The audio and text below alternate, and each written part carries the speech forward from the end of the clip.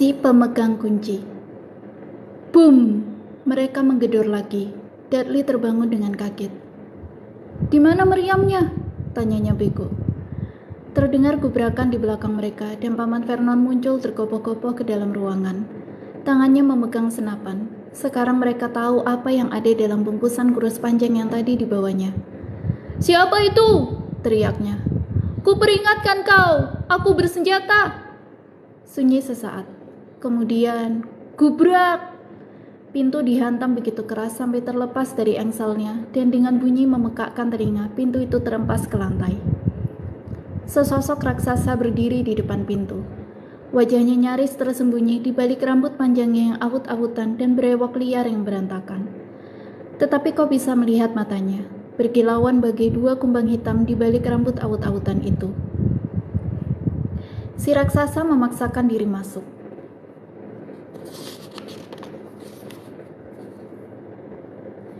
Menunduk sehingga kepalanya cuma menyentuh langit-langit.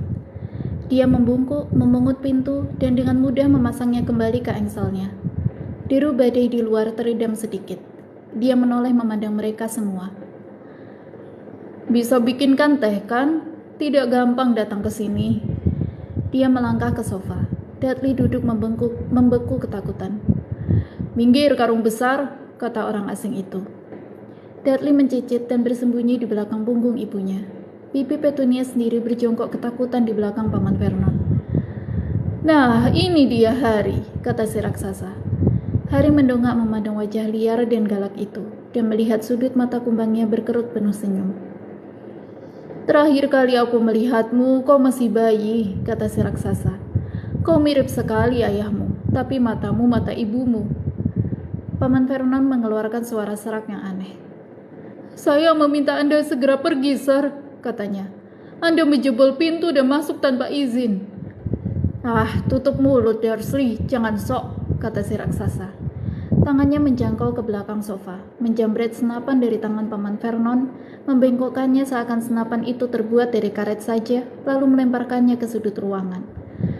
Paman Vernon mengeluarkan suara aneh lagi, seperti cicit tikus yang terinjak. "Yang jelas, Harry," kata si raksasa.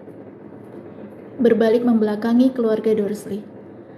"Selamat ulang tahun untukmu, selamat panjang umur. Bawa sesuatu buatmu. Mungkin tadi kududuki, tapi rasanya pasti masih enak." Dari saku dalam mantel hitamnya, dia mengeluarkan kotak yang agak penyok. Harry membukanya dengan tangan gemetar. Di dalam kotak itu ada kue coklat besar dengan tulisan, "Selamat ulang tahun, Harry," dari gula hijau. Harry menengadah menatap si raksasa. Dia bermaksud mengucapkan terima kasih, tetapi kata-katanya menghilang dalam perjalanannya ke mulutnya, dan yang dikatakannya malah, "Siapa kau?" Si raksasa tertawa. "Betul, aku belum perkenalkan diri. Rubeus Hagrid, pemegang kunci dan pengawas binatang liar di Hogwarts." Dia mengulurkan tangannya besar sekali dan mengguncang seluruh lengan Harry. "Bagaimana tehnya tadi, katanya, seraya menggosok-gosokkan tangannya. "Aku juga tidak tolak minuman yang lebih keras kalau memang ada." Pandangannya tertuju ke perapian dengan bungkus keripik yang sudah mengerut dan dia mendengus. Dia membungkuk ke perapian. Mereka tidak bisa melihat apa yang dilakukannya, tetapi ketika dia tegak lagi sedetik kemudian, api sudah menyala-nyala. Api itu memenuhi pondok yang lembab dengan cahayanya yang bergerak-gerak dan Harry merasa kehangatan menyelubunginya, seakan dia masuk ke dalam bak berisi air panas.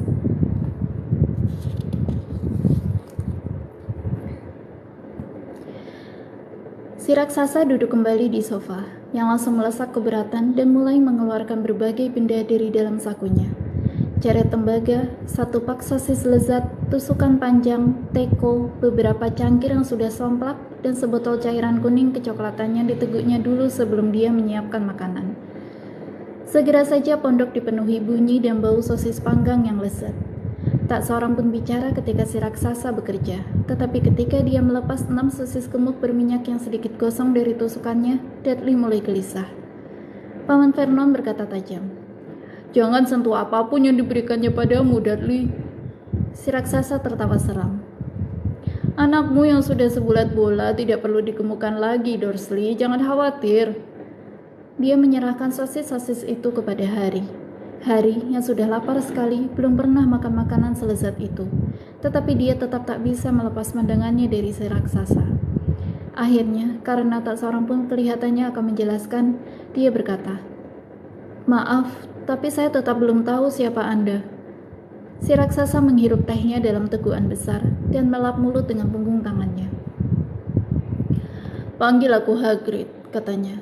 "Semua panggil aku begitu. Dan seperti sudah kubilang, aku pemegang kunci di Hogwarts. Kau tentunya sudah tahu tentang Hogwarts." Belum," kata Harry. Hagrid kelihatannya terperangah. "Maaf," kata Harry cepat-cepat. "Maaf," balas Hagrid, menoleh menatap keluarga Dursley yang mengerut dalam bayangan kegelapan. "Mereka lah yang harus minta maaf. Aku tahu suratmu tidak kau terima, tapi tak pernah kuduga kau tidak tahu tentang Hogwarts. Astaga, tak pernahkah kau ingin tahu di mana orang tuamu belajar semua itu?" "Semua apa?" tanya Harry. "Semua apa?" gelegar Hagrid. "Tunggu dulu." Dia melompat berdiri. Dalam kemarahannya, dia seolah memenuhi seluruh pondok. Keluarga Dursley merapat ketakutan ke tembok. "Apa ini berarti?" dia menggeram kepada keluarga Dursley. "Bahwa anak ini tidak tahu apa-apa." Harry merasa ini sudah kelewatan.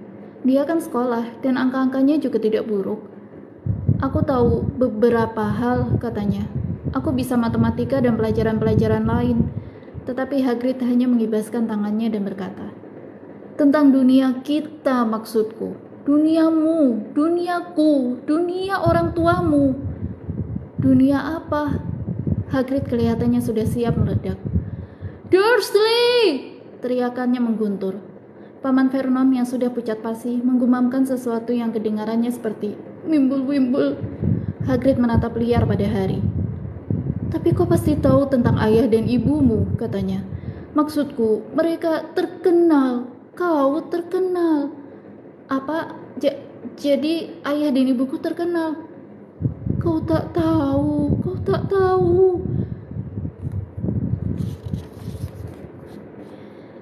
Hagrid menyisir rambut dengan jari-jarinya, memandang Harry keheranan. "Kau tak tahu kau ini apa?" katanya akhirnya. Paman Vernon mendadak menemukan suaranya. "Stop!" perintahnya. "Stop di sini, Sir. Saya larang Anda memberitahu anak ini apapun." Orang yang lebih berani dari Vernon Dursley pastilah sudah gemetar menerima pandangan marah Hagrid. Ketika Hagrid bicara, setiap suku katanya gemetar saking marahnya dia. "Kau tak pernah bilang padanya, tak pernah beritahu dia apa yang ada dalam surat yang ditinggalkan Dumbledore untuknya. Aku ada di sana. Aku lihat sendiri Dumbledore tinggalkan surat itu, Dursley. Dan kau sembunyikan itu darinya selama bertahun-tahun ini." "Menyembunyikan apa dariku?" tanya Harry tak sabar. "Stop! Kularang kau!" teriak Paman Vernon panik. Bibi Petunia tersedak kaget. Peduli amat kalian berdua," kata Hagrid. "Harry, kau penyihir." Sunyi senyap di dalam pondok. Hanya debur ombak dan deru angin yang terdengar. "Aku apa?" tanya Harry kaget. "Penyihir tentu saja," kata Hagrid yang kembali duduk di sofa, sehingga sofanya berderit dan melesak lebih dalam lagi. "Dan penyihir yang hebat kalau dilatih sedikit. Dengan ayah dan ibu sehebat itu, mana bisa lain lagi? Dan kurasa sudah waktunya kau baca suratmu."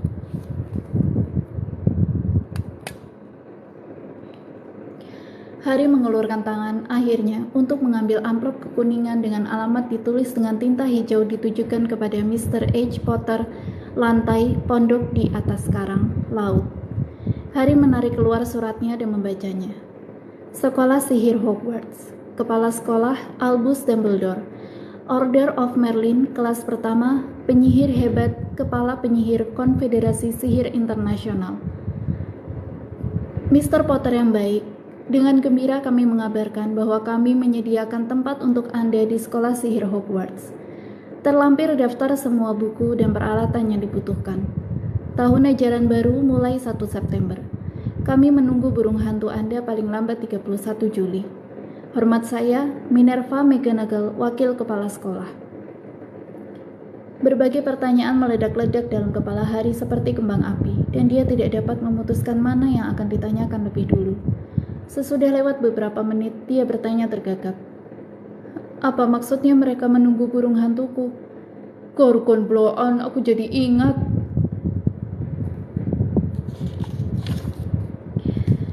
Kata Hagrid sembari menepakkan tangan ke dahinya dengan kekuatan yang cukup untuk membalikkan kereta kuda. Dan dari dalam saku lain di balik mantelnya, dia menarik keluar burung hantu. Betul-betul burung hantu hidup, yang bulunya agak berantakan. Pena bulu panjang dan gulungan kertas. Dengan menggigit lidah, dia menulis pesan yang bisa dibaca Harry dengan terbalik. Mr. Dumbledore yang terhormat, surat Harry sudah kusampaikan. Akan bawa dia beli perlengkapan besok. Cuaca buruk sekali. Mudah-mudahan Anda baik. Hagrid. Hagrid menggulung pesannya, menyerahkannya kepada si burung hantu yang menggigitnya di paruhnya, lalu melangkah ke pintu dan melontarkan si burung hantu ke dalam badai. Kemudian dia kembali dan duduk lagi seakan tindakannya tadi sewajar orang bicara di telepon. Harry sadar mulutnya ternganga. Cepat-cepat dikatukannya. Sampai mana aku tadi? Kata Hagrid. Tetapi saat itu Paman Vernon, wajahnya masih pucat pasi tapi tampangnya sangat marah, maju ke depan perapian. Dia tidak boleh pergi, katanya. Hagrid menggerutu. Aku mau lihat magel hebat sepertimu halangi kepergiannya, katanya. Apa? Tanya Harry tertarik. Magel, kata Hagrid. Itu sebutan kami untuk manusia-manusia yang bukan penyihir. Dan sungguh buruk nasibmu dibesarkan dalam keluarga magel paling sok yang pernah kulihat. Waktu mengambilnya kami sudah bersumpah kami akan menghentikan semua omong kosong ini, kata Paman Vernon. Bersumpah untuk membelanya. Penyihir, mana ada? Paman dan Bibi tahu, tanya Harry. Paman dan Bibi tahu aku penyihir. Tahu, pekik Bibi Petunia tiba-tiba. Tahu, tentu saja kami tahu. Bagaimana tidak, kalau adikku yang brengsek juga begitu. Oh, dia juga menerima surat seperti itu dan menghilang ke sekolah itu. Dan pulang setiap liburan dengan kantong penuh telur katak dan mengubah cangkir menjadi tikus.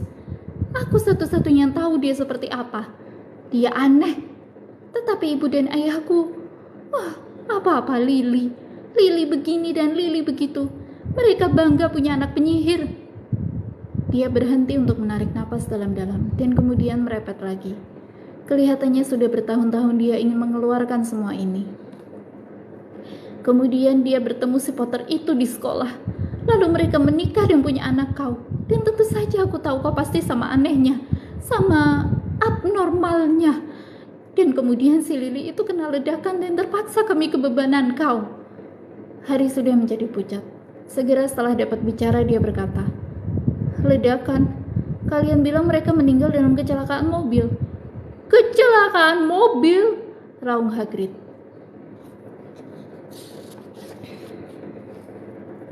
Melompat bangun dengan amat marah sehingga Mr. dan Mrs. Dursley cepat-cepat kembali ke sudut mereka. Bagaimana mungkin kecelakaan mobil bisa bunuh Lily dan James Potter? Sungguh penghinaan besar. Skandal. Harry Potter tidak tahu kisah hidupnya sendiri, sementara semua anak di dunia kami tahu namanya. Tapi kenapa? Apa yang terjadi? Desak Harry. Kemarahan memudar dari wajah Hagrid. Tiba-tiba dia kelihatan khawatir.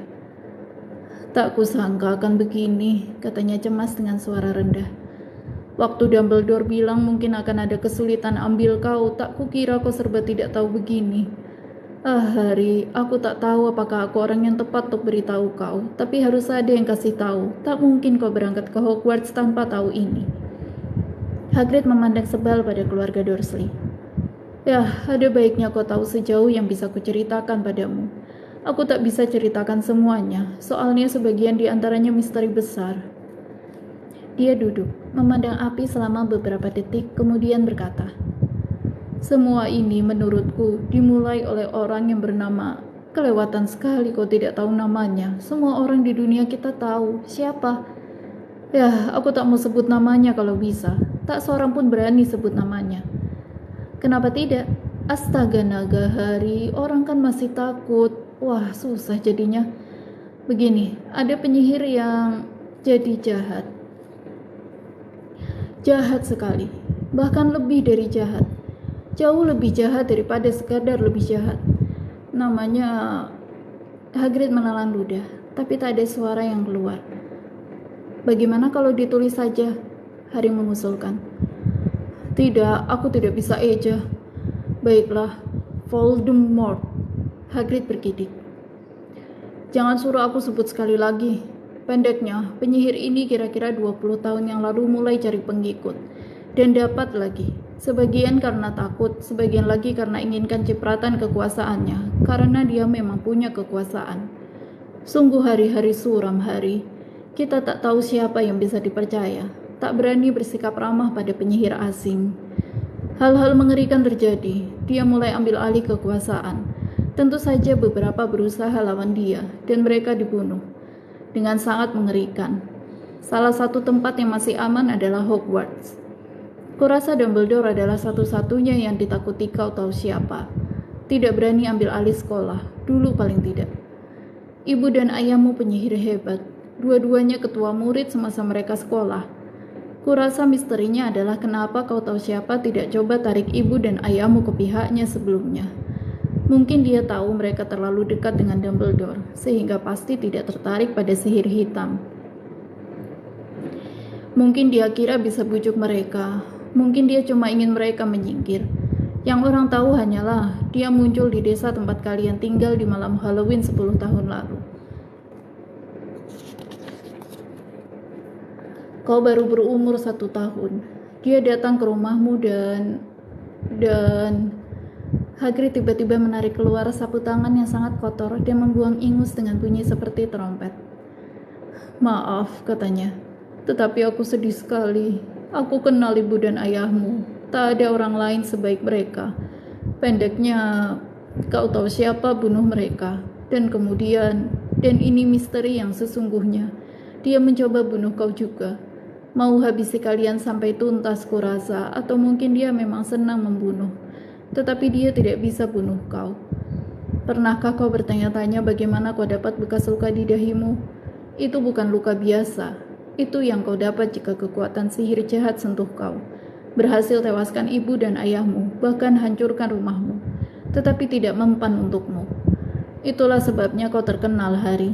Tak seorang pun bisa hidup setelah dia putuskan untuk membunuhnya.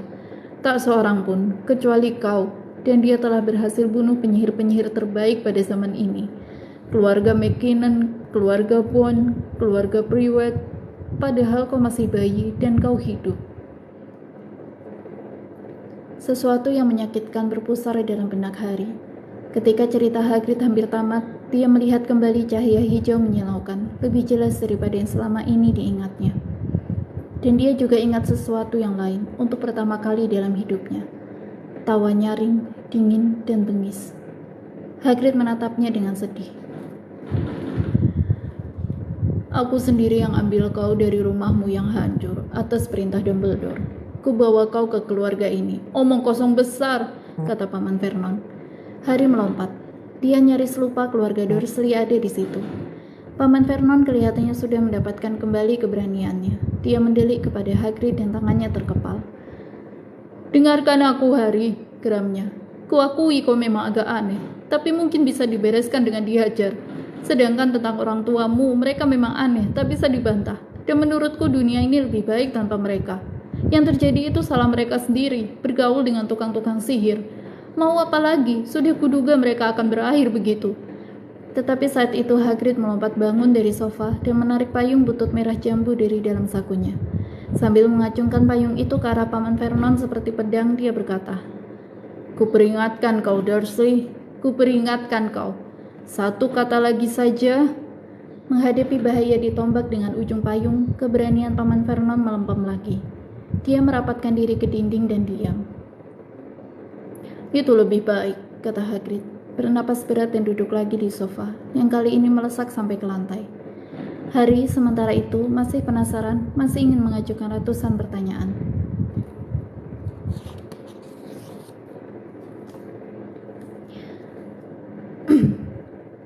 Tetapi apa yang terjadi pada Maaf, maksudku kau tahu siapa? Pertanyaan bagus, Harry.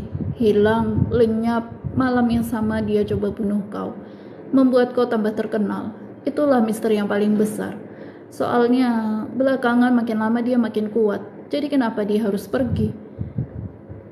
Ada yang bilang dia mati. Omong kosong menurutku. Tak tahu apakah masih ada cukup manusia di tubuhnya untuk bisa mati. Yang lain lagi bilang dia masih sembunyi, tunggu waktu yang tepat. Tapi aku tidak percaya. Orang-orang yang tadinya jadi pengikutnya telah kembali ke kami. Beberapa di antaranya seperti kerasukan. Mana mungkin mereka balik ke kami kalau dia akan datang lagi. Kebanyakan dari kami duga dia masih ada entah di mana, tapi sudah kehilangan kekuatannya. Terlalu lemah untuk terus merajalela. Karena sesuatu pada dirimu menghabisi dia, Hari. Ada yang terjadi malam itu yang di luar perhitungannya. Aku tak tahu apa itu, tak ada yang tahu. Tetapi sesuatu pada dirimu membuat dia takluk. Hagrid memandang Hari dengan hangat dan rasa hormat. Tetapi Hari, alih-alih merasa senang dan bangga, merasa yakin ada kekeliruan besar. Penyihir, dia, bagaimana mungkin dia penyihir? Dia telah melewatkan hidupnya dijadikan bulan-bulanan oleh Dudley dan ditindas oleh Bibi Petunia dan Paman Vernon. Kalau memang dia penyihir, kenapa mereka tidak berubah jadi kodok setiap kali mereka mencoba menguncinya di dalam lemari? Jika dia pernah mengalahkan penyihir paling hebat di dunia, bagaimana mungkin Dudley selalu bisa menendang-nendangnya ke sana kemari seperti bola? Hagrid, katanya cemas. Kurasa kau pasti keliru. Tidak mungkin aku ini penyihir. Betapa herannya dia, Hagrid tertawa. Tidak mungkin penyihir, Tidak pernahkah ada peristiwa-peristiwa yang terjadi setiap kali kau takut atau marah? Harry memandang berapian. Kalau dipikir-pikir, semua kejadian aneh yang membuat Bibi dan pamannya marah kepadanya terjadi ketika dia, Harry, sedang marah atau sedih. Ketika dikejar-kejar oleh geng Dudley, entah bagaimana dia selalu bisa meloloskan diri. Waktu cemas karena harus ke sekolah dengan potongan rambut yang konyol, rambutnya tiba-tiba tumbuh sendiri. Dan ketika Dudley terakhir kali memukulnya, bukankah dia telah berhasil membalasnya tanpa sadar? Bukankah dia yang melepas ular boa yang menakutkan Dudley? Harry kembali memandang Hagrid, tersenyum, dan dilihatnya Hagrid nyengir senang kepadanya. Lihat sendiri kan, kata Hagrid. Harry Potter tidak mungkin penyihir. Tunggu saja, kau akan terkenal di Hogwarts. Tetapi Paman Vernon tak akan mau menyerah tanpa perlawanan. Kan sudah kubilang dia tidak boleh pergi, desisnya. Dia akan ke Stonewall High dan dia akan berterima kasih karenanya. Aku sudah membaca surat-surat itu dan katanya dia memerlukan segala macam sampah, buku mantra dan tongkat, dan kalau dia mau pergi, muggle hebat seperti kau tidak akan bisa larang dia, geram Hagrid. Melarang anak Lily dan James Potter masuk Hogwarts? Kau gila. Namanya sudah terdaftar di sana sejak dia dilahirkan. Dia akan masuk sekolah sihir paling terkenal di dunia. 7 tahun di sana, dia tak akan kenal dirinya lagi. Dia akan bergaul dengan anak-anak sejenisnya kali ini, dan di bawah bimbingan kepala sekolah paling hebat yang dimiliki Hogwarts, Albus Dumbledore. Aku tidak mau membayar laki-laki tua sinting untuk mengajarinya tipuan sihir, teriak Paman Vernon. Tetapi dia sudah kelewatan. Hagrid menyambar payungnya dan memutar-mutarnya di atas kepala. Jangan berani-berani, gelegarnya. Hina Albus Dumbledore di depanku.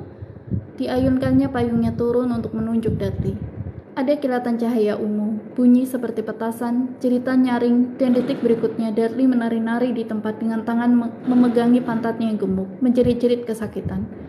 Ketika dia berbalik membelakangi mereka, Harry melihat ekor babi melingkar nongol dari lubang di celananya. Paman Vernon menggerung, seraya menarik Bibi Petunia dan Dudley ke kamar satunya. Dia melempar pandangan ketakutan untuk terakhir kali kepada Hagrid, lalu membanting pintu menutup di belakang mereka.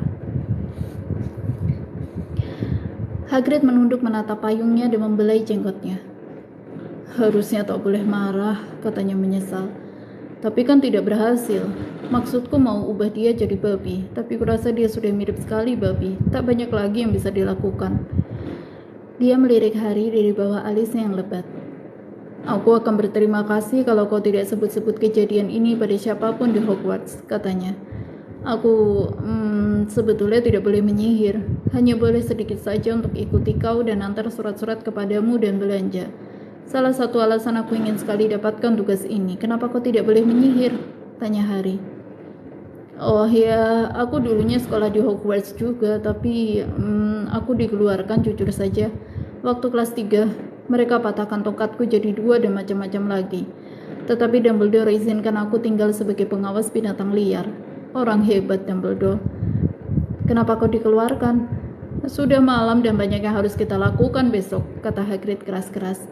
Harus ke kota, beli buku-buku dan peralatanmu. Hagrid melepas mantel hitamnya yang tebal dan melemparkannya kepada Harry. Bisa kau jadikan selimut, katanya.